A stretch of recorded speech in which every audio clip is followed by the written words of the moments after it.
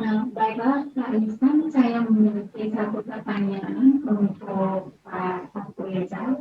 Pak Ya, Ihsan, silakan Bu Roza. Assalamualaikum warahmatullahi wabarakatuh. Pak Ihsan, Saya ingin menanyakan Pak terkait SKIM PKM Research, apakah nanti pada pelaksanaannya itu kita boleh menganggarkan anggaran dana untuk melakukan pembelian atau penyewaan alat yang kita gunakan selama riset gitu Pak. Kemudian yang kedua, saya ingin menanyakan kepada kedua narasumber, bagaimana kita menggali potensi dosen-dosen pendamping, karena sejauh ini kita lihat minat dan antusiasme dari dosen-dosen pendamping pun sekarang masih rendah gitu Pak. Jadi langkah-langkah apa yang bisa kita lakukan selain kalau sekarang kita udah melakukan sosialisasi, tetapi apakah nanti akan ada peningkatan minat atau tidak setelah sosialisasi ini, kira-kira apa lagi yang bisa kita lakukan untuk meningkatkan antusiasme dari dosen pembimbing dan mahasiswa juga terutama Bapak. Terima kasih Pak.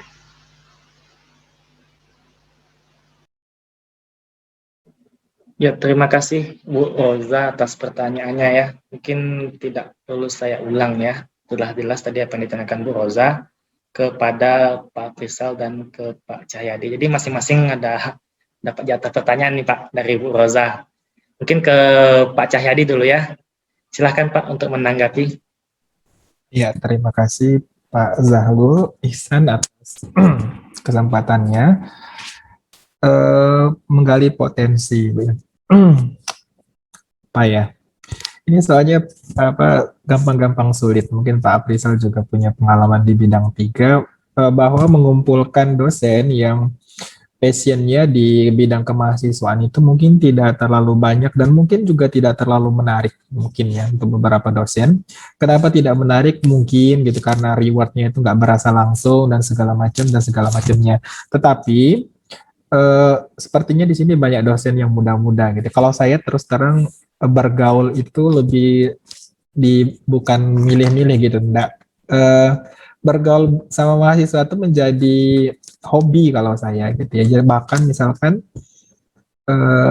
pergi bersama, makan bersama dan seterusnya itu sering saya lakukan. Memang saya senang sekali dengan mahasiswa gitu ya. Karena apa? Mereka yang membantu riset saya juga mahasiswa. Karena kalau kita di universitas kita harus mengerjakan segalanya sendiri itu tidak mungkin.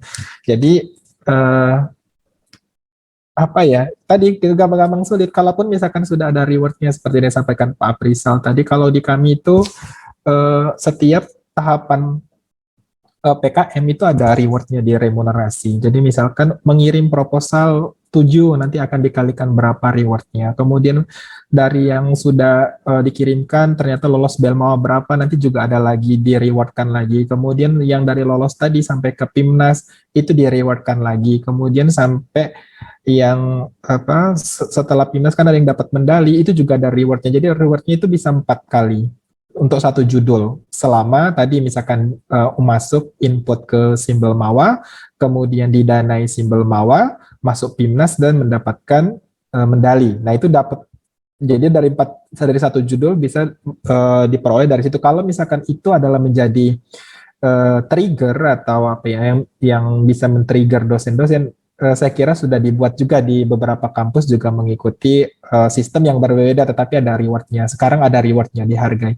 Dan kemudian saya kira gitu untuk sekarang bagi kita yang masih muda-muda, kalau Prof. Aprisal kan sudah senior dan sudah profesor gitu, sudah selesai ibaratnya itu selesailah ini apa namanya tahapan-tahapan capaiannya. Kalau bagi kita yang masih muda, coba diingat Bapak Ibu, kita membutuhkan 80 SKS setara 80 SKS membimbing mahasiswa untuk menjadi guru besar di usia muda. salah satu caranya bagaimana? Ya kita membimbing PKM ini kalau menurut saya. Kalau saya terus terang membutuhkan mahasiswa tidak hanya sebagai kebutuhan saya pribadi, tidak. Tetapi memang mereka membantu saya dan saya beri reward tertentu. Memang ada beberapa misalkan yang membantu sampai banyak sekali, ya asisten saya jadinya itu memang saya beri reward tertentu, yaitu dari mana ya? Dari uang project misalkan, memang, dan itu boleh dianggarkan loh Bapak Ibu. Jadi orang project itu bisa dianggarkan di dalam apa reward untuk asisten peneliti itu boleh. Nah, kemudian ya tadi, kita sekarang butuh mahasiswa untuk menjadi guru besar yang masa yang masa mengabdinya itu kurang 20 tahun. Itu selain kita butuh Scopus yang luar biasa tinggi kualitasnya, gitu, kita juga membutuhkan SKS dari mahasiswa setara 80 SKS untuk menjadi GB gitu ya, di bawah 20 tahun. Oleh karena itu ya mari kita saling memberikan manfaat gitu ya. Bukan saling menguntungkan, tidak gitu, memberikan manfaat dapat benefit dari kita, mahasiswa dapat benefit dari kita, dan kita juga mendapatkan benefit dari mereka, walaupun itu mungkin secara tidak langsung gitu ya. Dan satu hal lagi menurut saya gitu ya, membimbing mahasiswa itu salah satu bagaimana kita memberikan manfaat kepada orang lain, karena sebaik-baiknya manusia itu adalah manusia yang bermanfaat bagi yang lainnya. Dan tentu memberikan ilmu itu adalah bagian dari amal jariah, ya enggak gitu ya, enggak terputus selama mereka pakai ilmu dari kita. Insya Allah downline kita semakin banyak dan pahala kita akan juga semakin banyak. Memang barangkali secara finansial tidak terlalu berasa, tetapi secara kebanggaan kalau saya gitu pribadi meloloskan mereka sampai PIMNAS, atau enggak hanya lomba PKM, misalkan karya tulis atau yang lain, atau bahkan misalkan meloloskan mereka bisa sampai S2 di luar negeri atau S3 atau S2 di LPDP dan segalanya, itu menjadi kebanggaan dari kita sebagai guru gitu. Artinya kita bisa memberikan manfaat buat mereka, mereka pakai ilmunya, dan semoga juga mereka memanfaatkan ilmu yang kita berikan tadi ke yang berikutnya. Membimbing mahasiswa itu seru Bapak Ibu, daripada membimbing teman sejawat gitu ya. Mungkin akan lebih sulit dikendalikan kan gitu, karena kita setara. Tetapi kalau top down, kalau masih kan top down tuh, kita mengelola mereka tuh lebih enak. Potensi mereka itu bisa kita gali. Yang tadinya misalnya biasa aja, karena kita bisa sering ngobrol, sering sharing, mereka jadi luar biasa. Saya ambil contoh misalkan yang ini saya share screen sedikit ya Pak Ihsan, yang tadi. Ya, silakan Pak. Saya kasih contoh mereka ini saja gitu untuk PKM. Jadi saya ambilkan misalkan David Anggara dan kawan-kawan, Irma Hikmawati dan kawan-kawan. Mereka ini tadinya misalkan tahu tentang PKM gitu, atau tertarik dengan PKM, tidak gitu ya. Langkah pertama saya lakukan itu mewajibkan mereka di mata kuliah pertama. Makanya di sini kan sebetulnya ini kan hasil ikutan peternakan gitu ya. Cangkang kalsium, kemudian gelatin, dari tulang itu dari kuliah sumbernya. Nah dari kuliah itu saya wajibkan untuk membuat proposal. Dapatlah berapa belas proposal waktu itu, dan saya jamin yang didanai nilainya A. Jadi saya buat kebijakan sendiri nih, mohon maaf ya Bapak Ibu. Jadi yang bisa proposal didanai saya jamin nilai A. Ya saya kasih A mereka gitu. Kemudian mereka PIMNAS 1 dapat medali, 1 enggak. Kemudian tahun ini gitu ya. Yang ini kan David Anggara dan kawan-kawan lagi. Tadinya PKMK, ini ke PKM RE gitu ya. Kita kalau mereka sudah dapat sekali gini, mereka bisa ajak adik-adiknya, dan sekali kita kasih clue gitu, coba deh ini, mereka cari sendiri itu udah dapat idenya, mereka bisa kembangkan sendiri. Ya tapi ya tadi kita harus sering-sering ngobrol, memang harus sering diskusi. Ya diskusi itu makanya kalau sekarang misalkan kita lihat medsos yang begitu-begitu saja, coba kita diskusi yang agak-agak ilmiah sedikit gitu ya, nanti bisa nyambung buat ke PIMNAS. Kadang-kadang kan lucu-lucu gitu awalnya, oh begini, nanti dikasih kita stimulus kasih second opinion sedikit ke mahasiswa, nanti juga akhirnya dapat gitu ya. Jadi saya harap sih memang kalau kita berharap dengan yang sudah senior, mungkin tenaganya juga sudah tidak banyak Bu ya.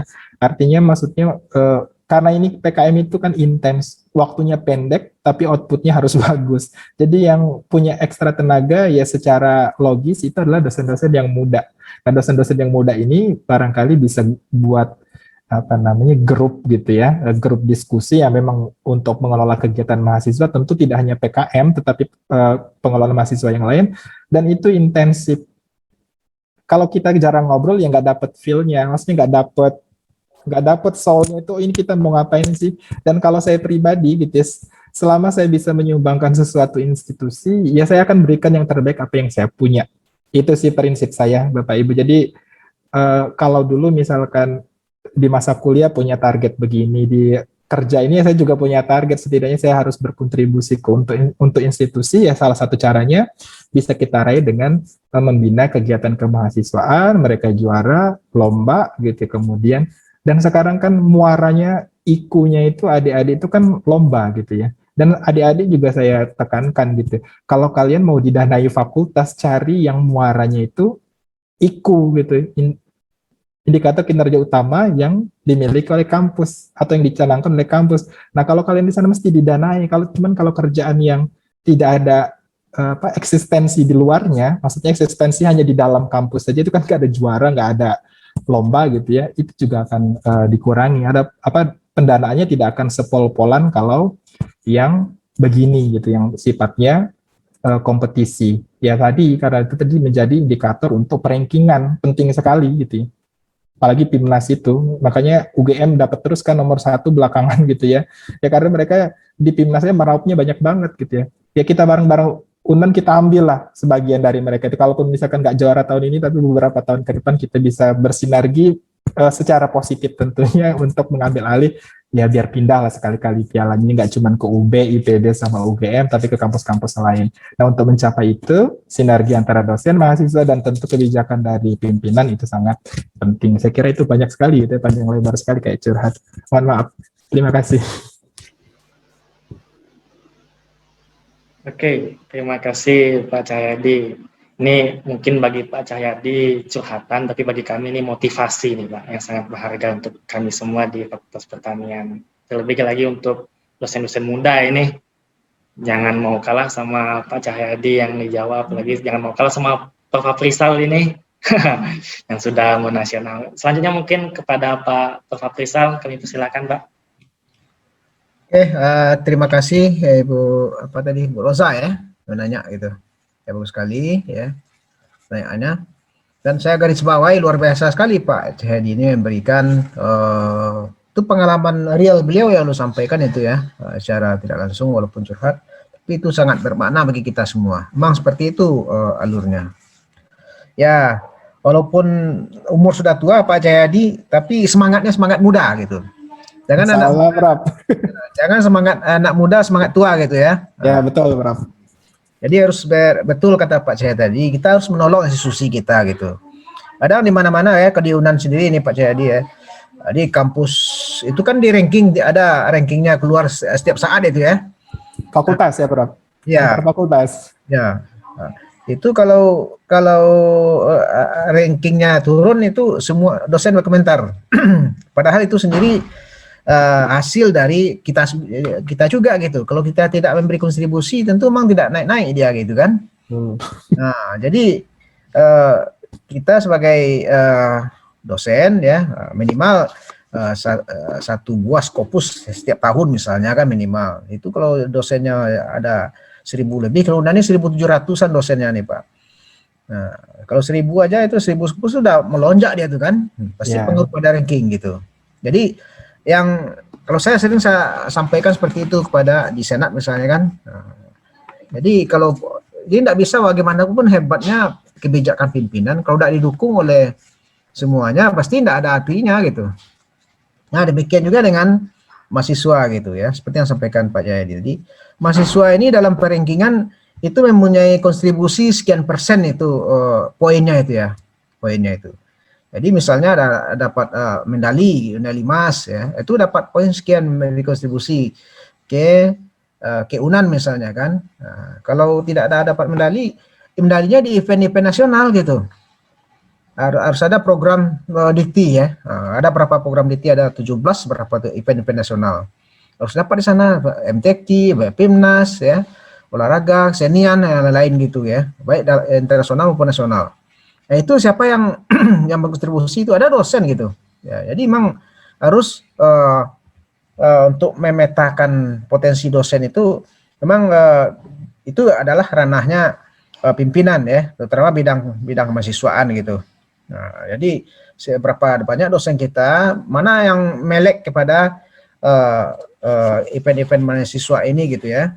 Tentu bukan otomatis saja, tapi diajak itu salah satu sosialisasi misalnya seperti yang Pak Cahyadi tadi gitu ya. Nah, jadi dari tidak tahu menjadi tahu gitu ya. Dari tidak kenal menjadi kenal ya. Nah, sehingga dia cinta terhadap pembinaan kemahasiswaan gitu. Ya, jadi banyak hal yang perlu dilakukan gitu untuk memetakan potensi dosen. Demikian juga dengan pemetaan potensi mahasiswa, dipetakan juga mana potensinya kepada riset, mana PKMK, mana PKMR, mana semua bidang itu ya. Jadi sesuai dengan passionnya kata Pak Cahyadi tadi gitu. Nah, dulu ya cara saya dulu waktu menjadi WD3 memang seperti itu, semua mahasiswa bidik misi wajib itu ini untuk menulis proposal gitu. Ya, wajib. Sama Pak Yadi ini minimal nilainya B kalau menulis ya, menulis. Kalau menulis proposal aja Pak Yadi itu kasih nilai minimal B, ya. Kalau dosennya istilahnya satu proposal tuh diganti uang fotokopi 100.000 dulu. Kalau zaman tahun 2000 saya WD3 2010 Pak Yadi. Jadi ada treatment seperti itu lah ya. Apa? Jadi seperti itu Bu Roza untuk potensi tadi itu. Kita minta kepada pimpinan ya yang mempunyai fasilitas untuk bagaimana memetakan potensi dosen, potensi mahasiswa, dan juga apa yang harus dilakukan gitu. Kemudian anggaran untuk menyewa alat tadi ya. Nah, prinsip menyewa alat itu seperti ini, harus logis juga. Apabila penelitian itu tidak bisa jalan kalau tidak disewa alat itu bisa saja ya Pak Jayadi ya. Ya kalau tidak ada itu alat itu disewa tidak bisa jalan penelitian. Nah, itu boleh coba sewanya berapa gitu. Nah, itu harus diapakan juga. Makanya di panduan itu sudah lengkap semua, harus dibaca itu gitu. Dan tidak boleh membeli alat ya, beli laptop, beli ini, beli itu tidak boleh gitu. Kemudian apa lagi tadi itu? Yang lain?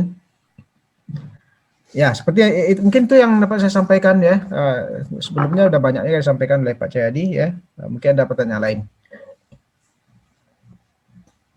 Oh iya, terkait ini saya tambah dikit mungkin bro ya, penyewaan alat itu boleh Bu. Jadi kalau untuk mendukung tercapainya hasil gitu itu boleh, dan mungkin bukan sewa alat sebenarnya, mengujikan gitu ya, sampel gitu ya, mungkin gitu ya Prof ya.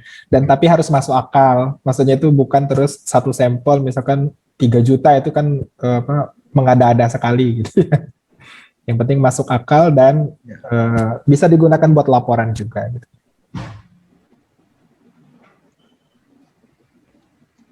Baik, terima kasih Pak Faisal dan terima kasih juga tambahan dari Pak Cahyadi ya.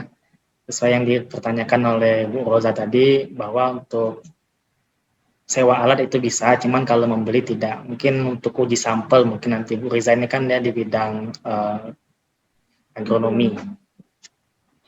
Baik Bapak Ibu semuanya, jadi Pak Faisal ini kan sudah sebenarnya malang melintang di kemahasiswaannya. Beliau pernah di WD3, kemudian sempat juga di R3, sama-sama membidangi kemahasiswaan. Dia sudah melakukan beberapa treatment untuk membuat lonjakan dari penulisan proposal. Seperti yang telah diceritakan beliau, itu ada mewajibkan mahasiswa penerima beasiswa untuk menulis proposal. Nah, nanti ini mungkin kita treatment yang bagus seperti ini mungkin akan kita lanjutkan, akan kita adopsi Pak, karena kita agak sedikit panas melihat kejadian tahun ini Pak, di mana di UNAN yang didanai hanya 66 proposal, dan kita di pertanian hanya 1 proposal yang tembus didanai Dikti. Jadi itu juga yang melatar belakangi berdirinya UPPKM ini Pak. PPKM ini untuk memotivasi, untuk mensiasati agar tahun berikutnya jumlah penulisan proposal dan jumlah yang didanai Dikti itu dapat meningkat, khususnya di Fakultas Pertanian Bapak. Kemudian juga tadi Pak Faisal menyampaikan bahwa ada treatment seperti reward kepada dosen, di mana bagi dosen ataupun mahasiswa yang menulis 1 proposal itu diberi 100.000 ya Pak ya, minimal untuk mengganti biaya fotokopinya. Ini kan kalau saya lihat ke belakang mungkin tidak ada mungkin tahun kemarin, dan mungkin akan kita buat lagi seperti itu. Tadi Pak Cahyadi juga menceritakan bahkan kalau di UNS di tempat beliau itu ada 4 kali reward mulai dari awal sampai dengan lolos PIMNAS. Nah itu kan merupakan satu cara atau alternatif treatment yang dapat kita adopsi di fakultas kita sehingga kita betul-betul terlihat aware, sadar dengan pentingnya PKM ini di institusi kita. Karena tadi narasumber sudah menyatakan dengan lugas bahwa PIMNAS itu merupakan salah satu ajang bergengsi, kemudian itu ada pemeringkatan nasionalnya. Itu sangat memiliki poin penting dalam pemeringkatan universitas. Baik Bapak Ibu semuanya, saya persilahkan mungkin masih ada pertanyaan dari adik-adik mahasiswa ataupun dari dosen. Sebentar saya cek ruang chat ya. Nah ini tadi ada pertanyaan dari Hanifah Rahmani, mahasiswa kita di Fakultas Pertanian. Tadi saya sudah chat beliau untuk disampaikan saja secara langsung. Kepada Hanifah Rahmani kami persilahkan. Silakan Hanifah.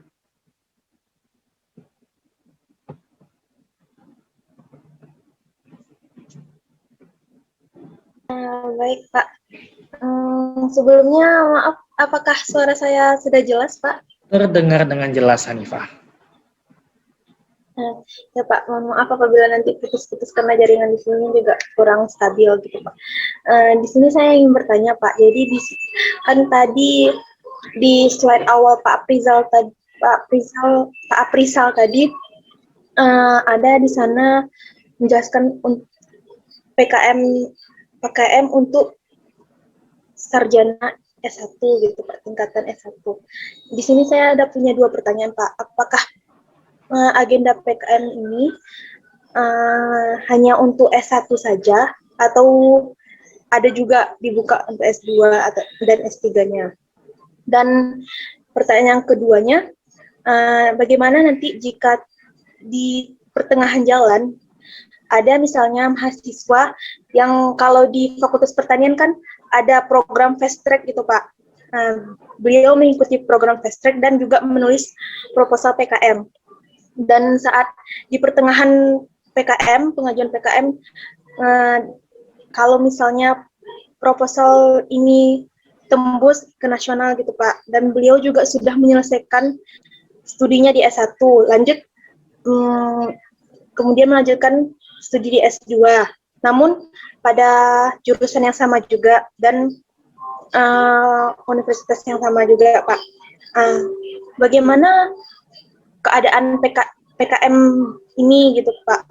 Apakah beliau tidak dianggap lagi? Apakah peserta ini tidak dianggap lagi menjadi salah satu anggota dari pengajuan kelompok yang mengajukan itu, atau masih bisa dianggap Pak? Mungkin itu pertanyaan saya. Terima kasih atas waktu dan kesempatannya, dikembalikan kepada Bapak Moderator.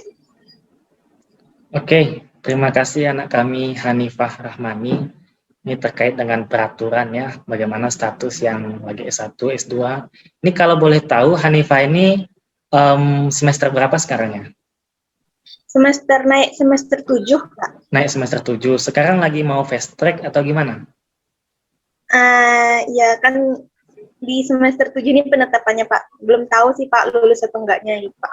Berarti sudah mengajukan fast track ya? Belum Pak. Lagi proses. Belum.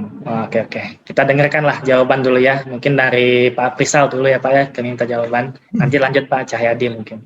Baik, silakan Pak Aprizal. Oke, terima kasih moderator. Hanifah Rahmani, bagus sekali pertanyaannya.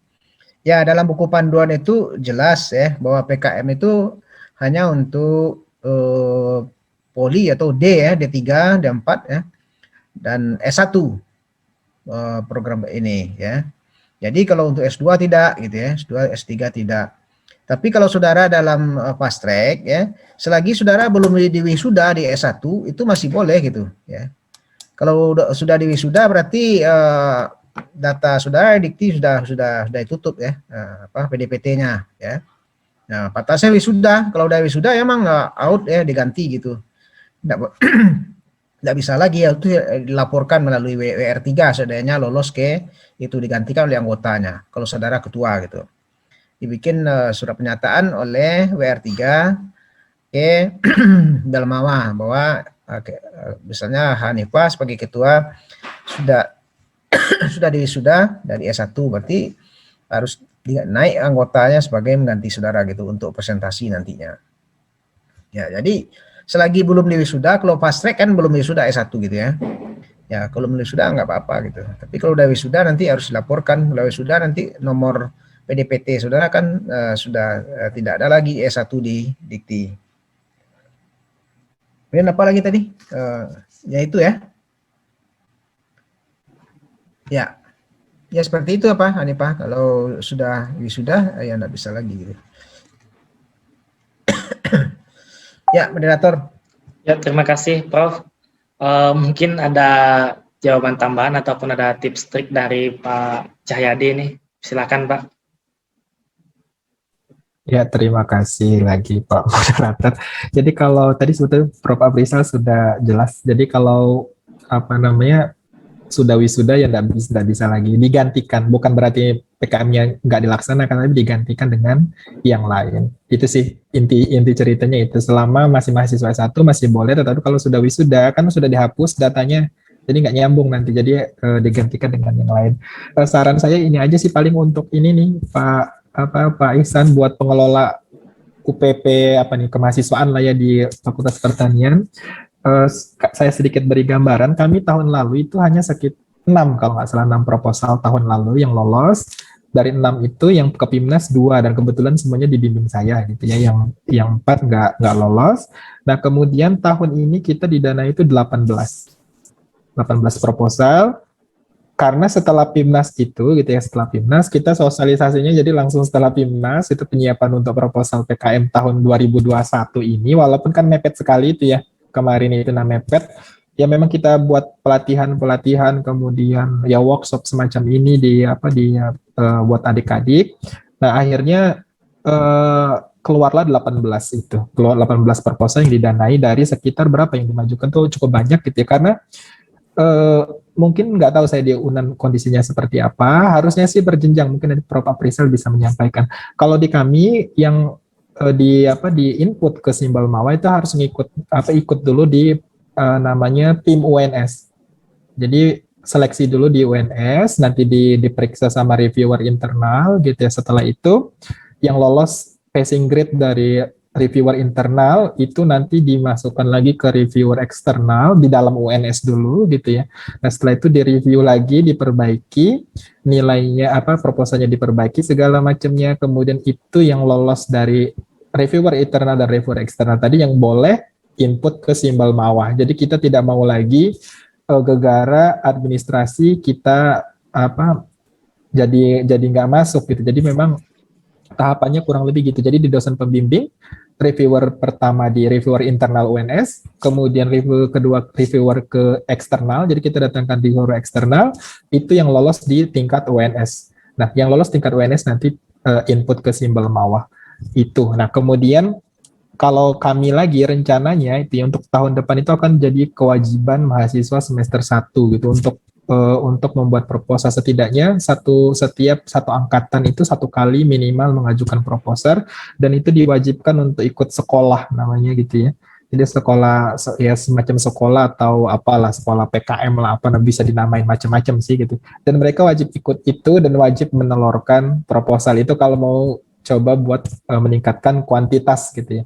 Nah setelah itu kita pendampingan mungkin ditarget gitu ya per prodi tadi, yaitu tadi minimal kalau di kami karena saya di peternakan, jadi saya kelola peternakan itu minimal tahun 2022 itu 10 yang didanai. Dari tahun ini kita punya 5 gitu, 5 yang didanai dari prodi peternakan.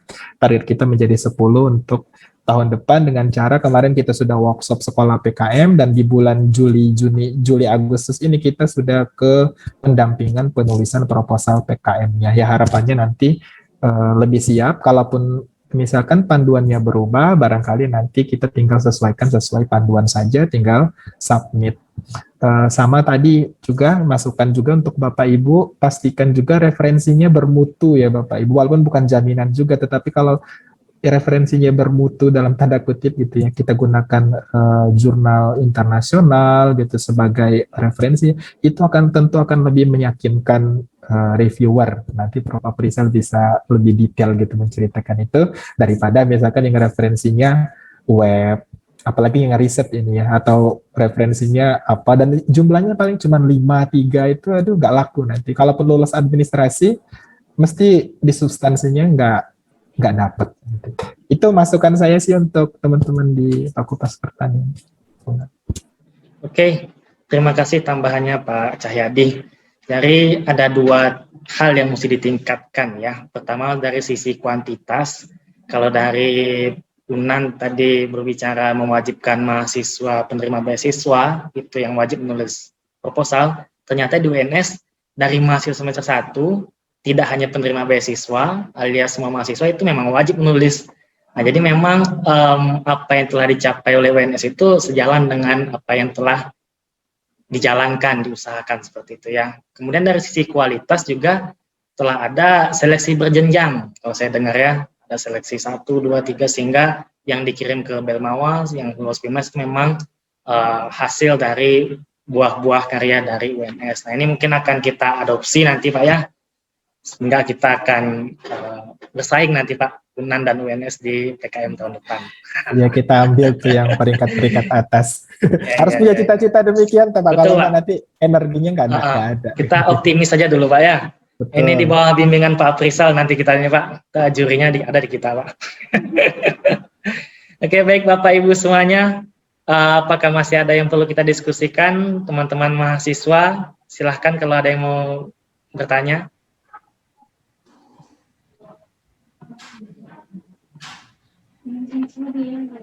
Saya tadi buka dapur dikit nggak apa-apa lah buat kebaikan bersama.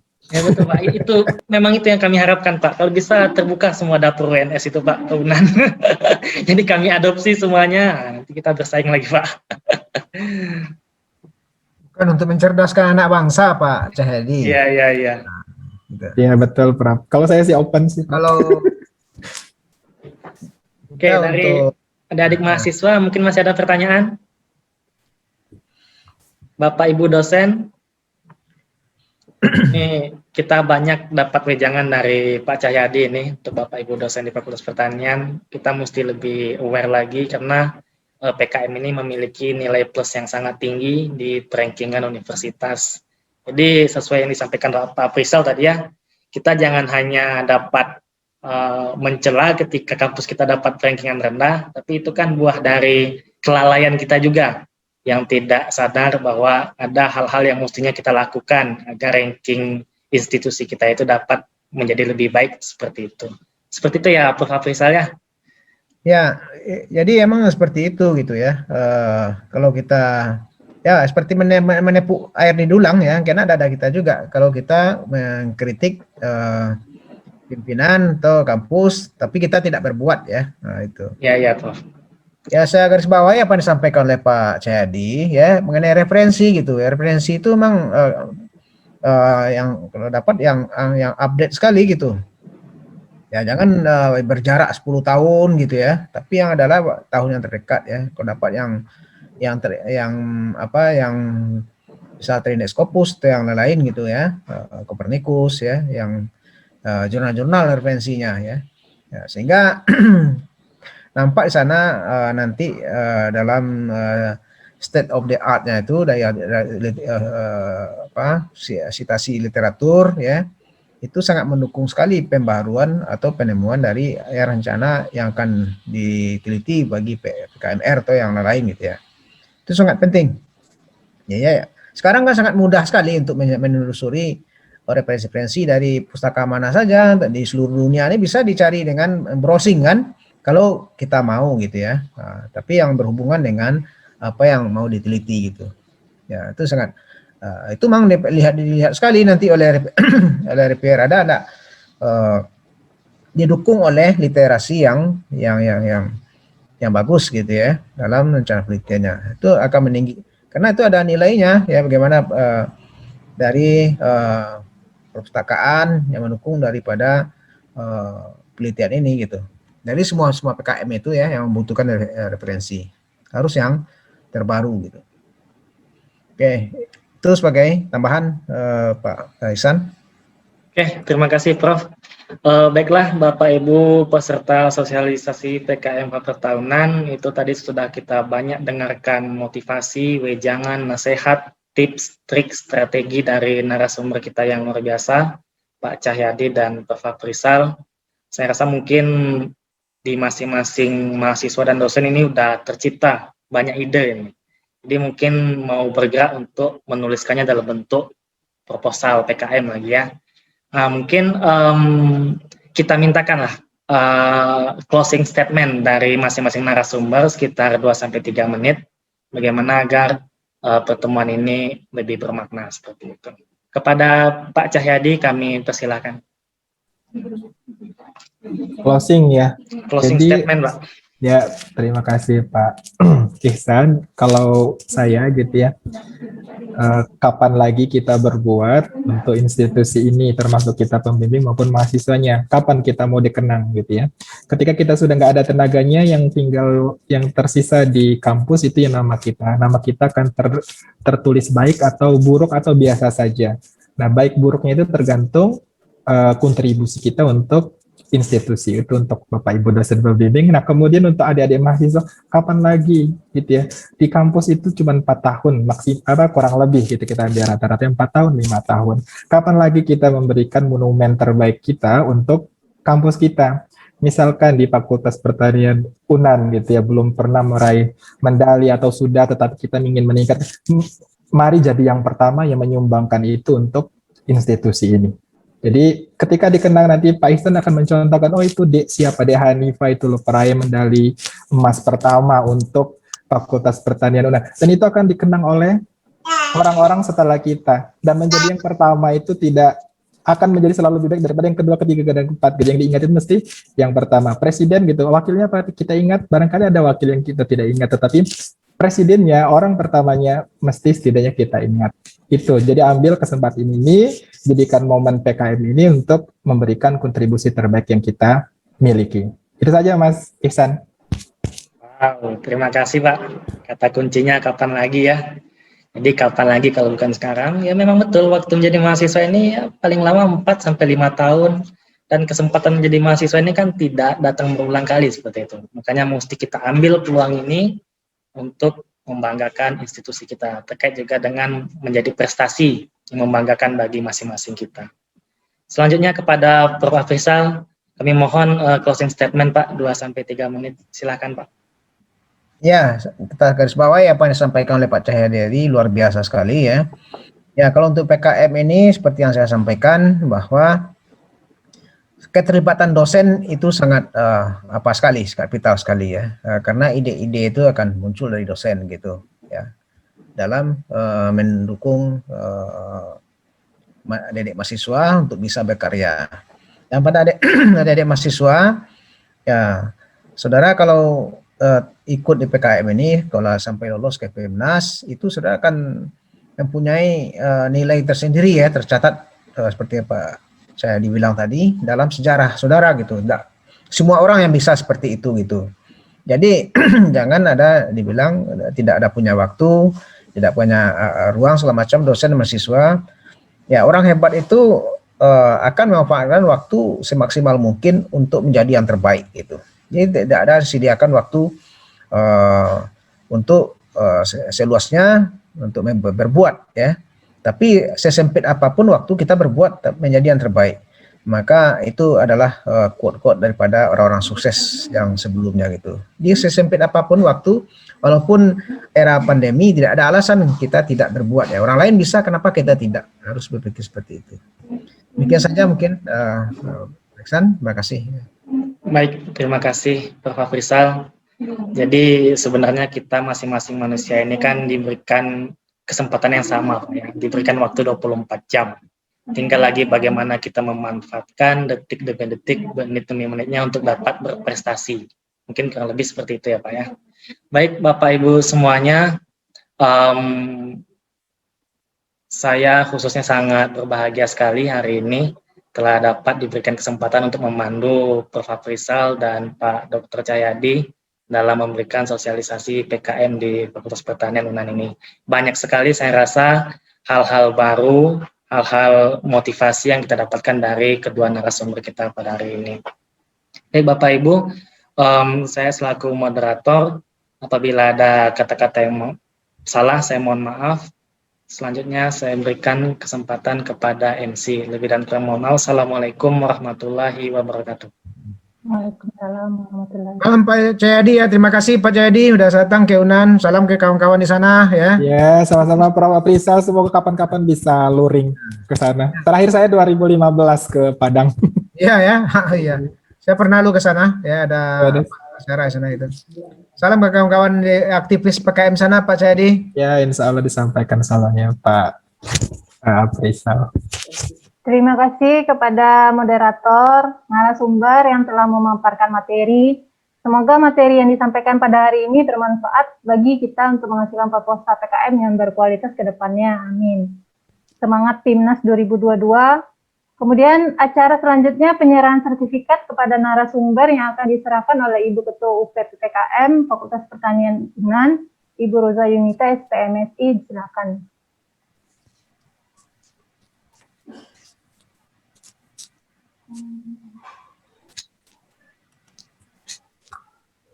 Baiklah, terima kasih saya ucapkan kepada dua narasumber yang sangat luar biasa hari ini. Yang pertama dari Universitas Maret, Bapak Cahyadi. Kami dari tim UP PKM Fakultas Pertanian mengucapkan terima kasih banyak Pak atas sharing ilmu dan informasi yang Bapak berikan kepada kepada kami, terutama dosen dan mahasiswa ruang lingkup Fakultas Pertanian Universitas Andalas. Berikut sedikit kenang-kenangan dari kami Pak berupa sertifikat sebagai narasumber pada kegiatan sosialisasi PKM Fakarta hari ini yang dilaksanakan secara daring. Saya terima, Bu. Baik, Pak. Saya terima, Bapak Ibu. Ya, semoga semoga sudah panas gitu ya dan cukup mengintimidasi tadi materinya. Iya, Pak. Insya Allah, Pak, sudah memberi starter yang sangat kuat hari ini, Pak. Semoga kami bisa menelurkan beberapa proposal buah dari hasil pemanasan kita hari ini, Pak. Kemudian sertifikat berikutnya kami serahkan kepada Profesor Dr. Insinyur Aprizal MP. Bapak, kami dari tim UPP Fakultas Pertanian mohon bimbingannya Pak, mohon binaannya Pak, agar kami bisa ikut berkontribusi di dalam Pekan Kreativitas Mahasiswa tahun 2022.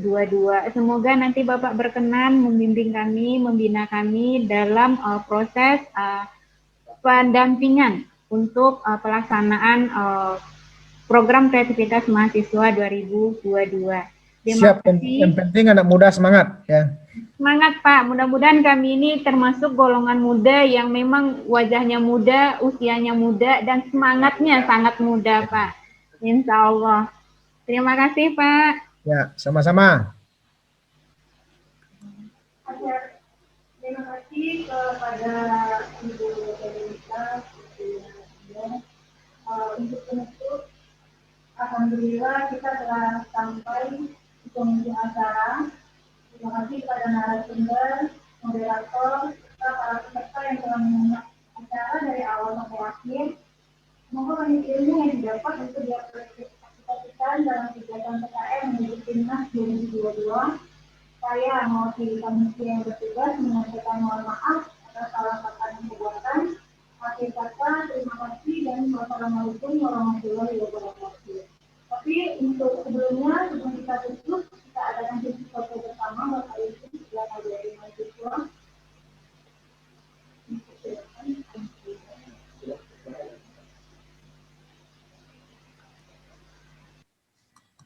Gimana Bapak Rahmat, sudah?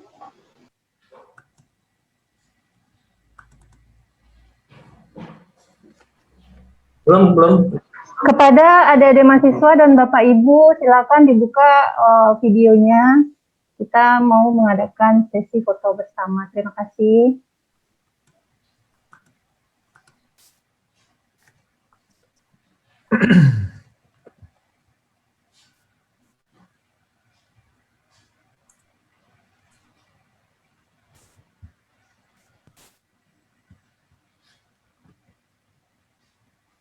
Silakan Pak Rahmat. 1, 2, 3. Sekali lagi.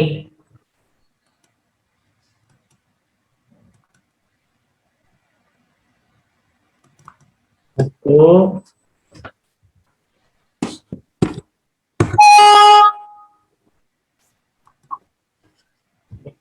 Udah, Bu. Udah, Bu Linda. Oke, terima kasih Bapak Ibu dosen Fakultas Pertanian yang sudah berkenan hadir hari ini. Kemudian kepada adik-adik mahasiswa yang calon penulis prosa PINAS 2022, semangat. Kemudian terima kasih kepada narasumber Pak Dr. Cahyadi dan Prof. Afrizal, saya ucapkan. Kita tutup acara hari ini. Wassalamualaikum warahmatullahi wabarakatuh. Waalaikumsalam warahmatullahi Waalaikumsalam warahmatullahi wabarakatuh. Sukses buat teman-teman di Andalas. Ya, terima kasih Pak Cahyadi. Salam. Pak Afrizal, terima kasih banyak Pak. Oke, terima kasih semuanya.